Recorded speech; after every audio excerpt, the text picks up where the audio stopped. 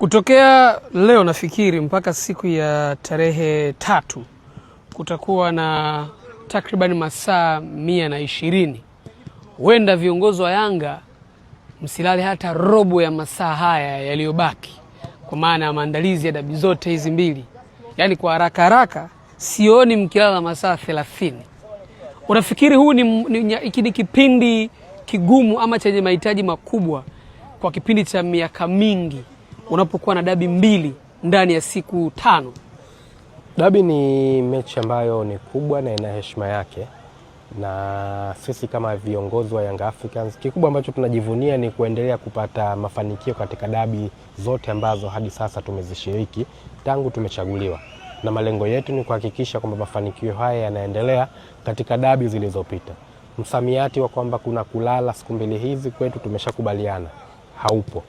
Msamiati ambao upo sasa hivi kwetu kama viongozi wa Young Africans ni kuona timu hii inashinda michezo yake yote iliyo mbeleni, tukianza na wakesho tarehe 3 na iliyobakia, ili kuhakikisha tunabakisha mataji yetu yote.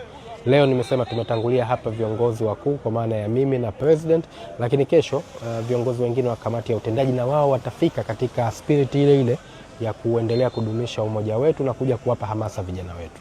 Vice, mazoezi yamekwisha. Kata koo lako kidogo, maana najua utakwenda kuongea na vijana pale. Sijui utawapa hamasa gani, mtawaambia kitu gani, lakini wakati unakata kiu, mashabiki wa Yanga, wadau wa Yanga na wenyewe pia wanatamani muwakate kiu ya burudani ya mchezo unaokuja. Vice, mtakia kila laheri na Mungu awajalie. Bwana, mchezo unaotarajia kufanyika hapo kesho katika uwanja wa Amani ni Yanga dhidi ya Simba, ni Muungano Cup. Zanzibar ni njema.